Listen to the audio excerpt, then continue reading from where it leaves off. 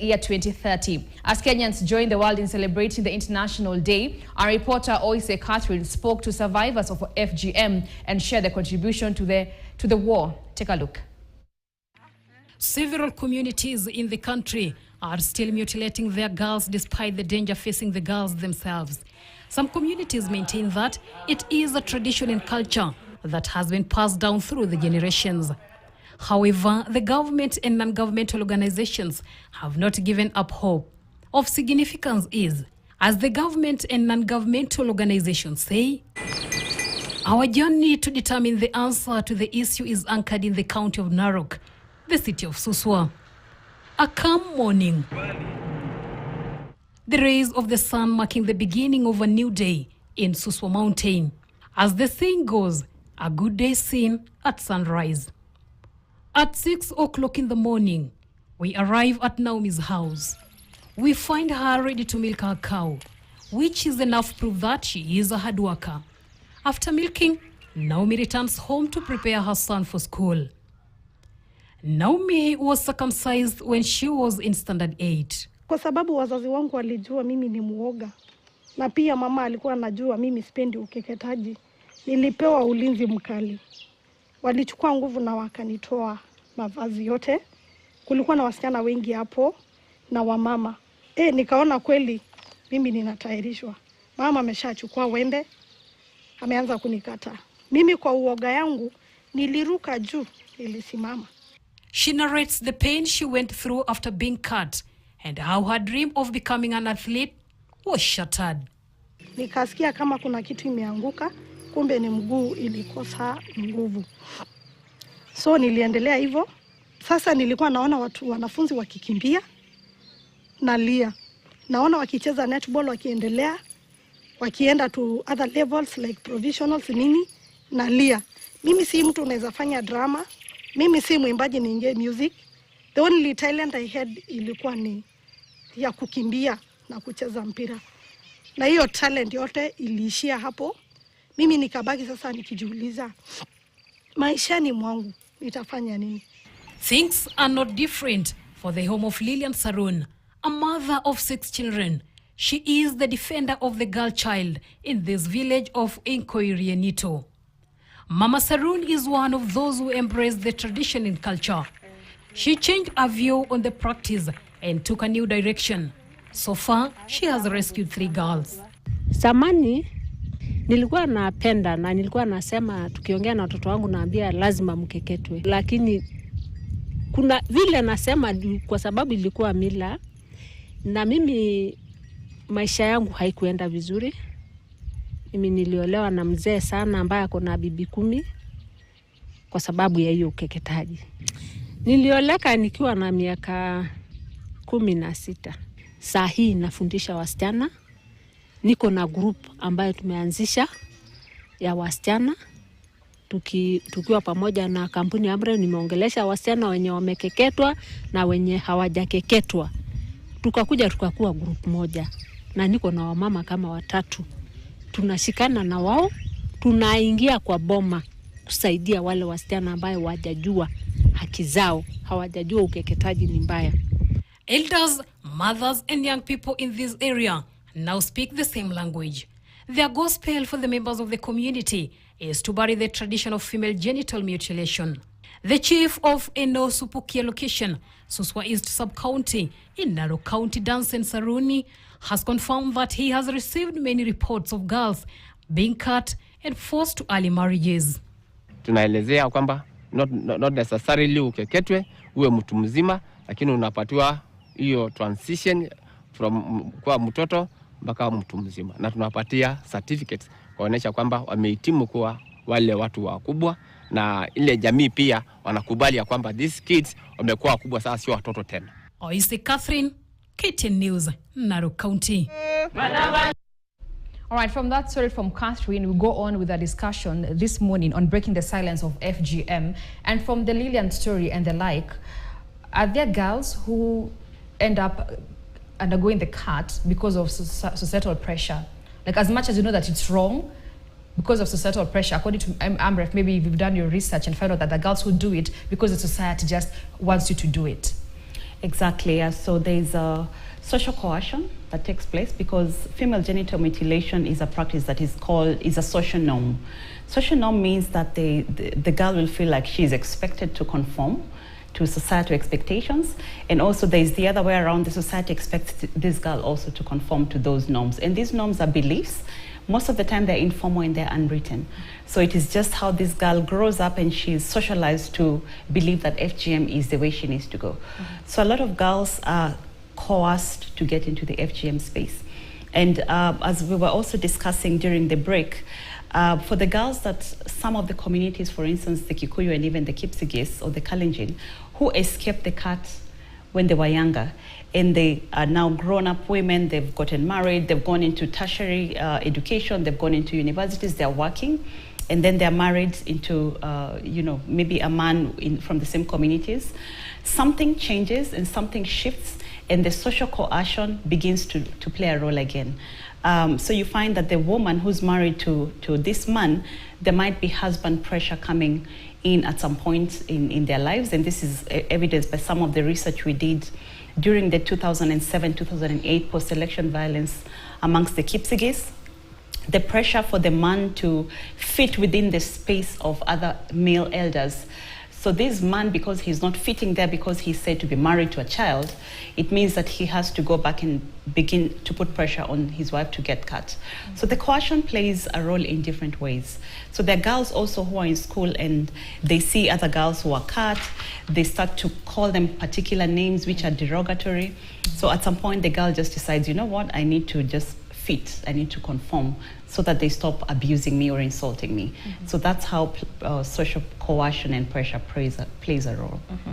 Denita, as much as the country is planning to eradicate FGM by 2030, a vision there, do you think it can be eradicated 100%? Because during the break we had, we were told by Tamari that sometimes it recurs. It just recurs. You guys may think that it's over, but after a few years, people want it back. Do you think it can really be eradicated completely, not only in Kenya, but also across the world? You see, we have 6 years to 2030. Now, whether these 6 years, FGM can be eradicated fully, remains to be seen. But what we in the FGM, campaign, anti-FGM campaign, world, think about is really those concerted efforts. We have done so much. Let me tell you, we have no shortage of laws. We have no shortage of laws that actually are against FGM. Completely no. We have enough laws. Where there is a disconnect is the implementation. As I've told you, what we have not seen really much happen is the prosecution. How do we see, perpetrators being prosecuted? We have not seen much around that topic. Who is supposed to prosecute? Is it the anti-FGM? And that's what we were saying. If we give power, even to the anti-FGM board, because that is a board that literally handles FGM cases in this country, how do we ensure that we strengthen the FGM board to be able even to prosecute? To be able to say, this is it, because as it is now, the anti-FGM board is a body that is just there to, it is a body seated there to think, and you see again they also have to plea again to the judiciary or to whoever to prosecute. Now we need to strengthen the anti-FGM board in terms of funding, in terms of giving it power to even prosecute, offenders of this, sexual, acts, FGM, especially. We have seen deliberate efforts, actually. And I speak because I served both in President Uhuru's regime and the current regime. We want to see the president continuously declaring FGM a national disaster. The moment he declares FGM a national disaster, the same way we are asking him to declare femicide a national disaster, then he needs to also, again, show the country what efforts his office is putting in place to address issues of FGM. We cannot just say, FGM is there and we want communities to stop. What is we want to hear that from the office of the president. We want to hear that from his mouth, because he has shown that he can actually work, but we want to see more efforts from him coming down. We want to see situations where We are hearing cases of prosecutors being, of offenders of this being prosecuted. And we want to see these organizations, because let me tell you, I've been in the FGM world for almost a decade now, of a decade. And I can tell you for sure that donors are also fatigued. Donors are fatigued on FGM issues. That one we cannot tell you, oh, NGOs are there doing what. If we do not have coordinated efforts, very soon donors are going to pull away. And they say that is now your issue. Because donors are, every day they say, this is an issue, you cannot change culture overnight. Donors have been there overnight. All these years, donors have been there pumping money into FGM work. What is it that is not working? What is it that we can now say as a country, if donors are to pull out tomorrow, how are we going to handle this FGM matter ourselves? That means strengthening the NGO board. That means ensuring that the judiciary actually basically prosecute offenders. We want to see records where even on the floor of the House, you literally seeing even at that, and that's what we were saying. How do we ensure that we look at the laws that exist, even as members of parliament, look at the laws that already exist, the SGBV, the Sexual Offences Act, because FGM is a Sexual Offences Act issue. It is captured under the Sexual Offences Act of 2006. And then how do we ensure that even within the Sexual Offences Act, even if it means reviewing the Sexual Offences Act to ensure that prosecutors of FGM basically are even castrated, or a law, a serious thing that can come. These laws that we have put in place, you see, they're not working. How do we ensure that, apart from ensuring that we have policies and laws and what else do we need to do? Do we need to review the laws that already exist to ensure that now FGM as a law is seriously taken into account? And those are the things that, for me, I'm saying. I am not seeing FGM getting eradicated in the next 6 years that we have. It is, and when something is a cultural issue, it just doesn't, you don't wake up today and say, now it has died. It continues. Today you might see it has gone to 15%, 14%, then the next, it has gone up to 20%. How do we sustain this momentum that we have already started, that we already have to, to continue in the communities where we come from? Right now, as we speak, every county, by law, is required, because Kenya has a national policy, anti-FGM policy, nationally, from the Ministry of Gender. Now, when you go down to the counties, the 47 counties are supposed to actually develop what we're calling the SGBV policies. And those SGBV policies include the anti-FGM policies. How many counties in this country have those policies? Or they're just, even those counties that have them, they're just pieces of paper just put in their shelves in the counties. Either because they also don't have a good qualified staff. Counties just employ somebody, just employing, don't understand what they're supposed to do. How do we implement those policies? And those policies are what have captured even FGM in those policies. So we have a lot to do. I'm not being pessimistic, but I'm saying we have a lot to do still to put together all these efforts that we have put together. For us as members of parliament, from the legislative side, we have no shortage of laws. Now, where there's a lacuna is this implementation. How do we ensure that implementation really works? How do we ensure that? That is where the problem is. All right, Tamari, maybe your thoughts on that as well.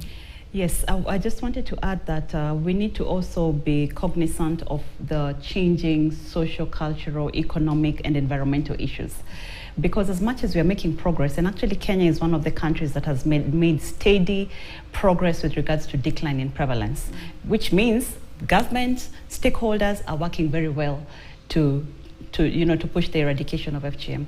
But when COVID-19 hit, everything changed, because when the girls were at home, schools had been closed, rescue centers were closed, there was restricted movement. So even when the girls were at risk, they couldn't move, they couldn't go to hospitals, they couldn't go to report at the police stations.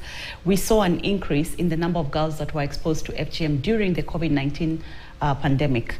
Currently, we are also seeing the impact of climate change to gender equality and also to practices such as FGM. One of the research we published in AMREF 2 years ago, we saw that climate change had impacted the Maasai community in a way that it exposed more girls to FGM and to child marriage. Because what it does, similarly to COVID, it affects livelihoods. So when families are unable to continue providing for themselves, it means that they begin to look at the girl as a source of income. So if they're thinking about selling off the girl for marriage, then it means she has to be exposed to FGM, then child marriage takes place.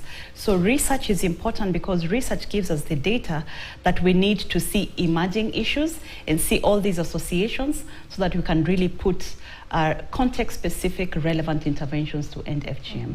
So these are some of the things that we are seeing. And the gap that Heshimiwa is talking about law enforcement. The issues of capacity are really important, which we see also in research. What's the capacity of law enforcers? Do they really even understand those laws? Secondly, when this girl comes to report or is taken to the health facility, the capacity of healthcare provider to collect the relevant evidence, because for a successful prosecution to take place, the evidence has to be there, the witnesses have to be there, and these are people from the same communities, which means people will refuse or will fear to come and witness or testify against, a happening. So we have those gaps within the law enforcement that needs to be tackled to ensure that we protect our girls. Before we wrap up, there is this the reconstruction surgery to repair, if I could quote unquote, womanhood. Does that depend on the stage of or the type of FGM that you underwent? Do you know, it's very interesting because it doesn't really depend on the type of FGM. Of course, there is the more severe type of FGM that I mentioned, type 3, which necessitates some kind of corrective surgery, especially depending on how tight the vaginal opening is. Because when it's so tight, it means even passing urine, passing menses, becomes a problem. In the future, this girl is married, having sexual intercourse is a big problem. When she's pregnant and she needs to deliver, the opening has to be done. So we have procedures called de-infibulation, which undoes the infibulation that has taken place, just to make those physiological processes easier for the woman and to avoid more complications.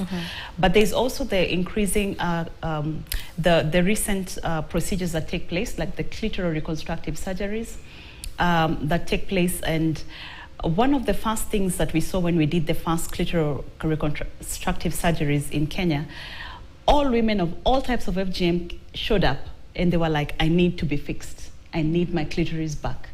And why I'm saying it's not really related to the type is because even women with type 1, even women with only the prepuce removed, were coming to say, I need my womanhood back. So it's something that relates to their mental health, and they feel like, if only I can get this fixed, then I'll be okay.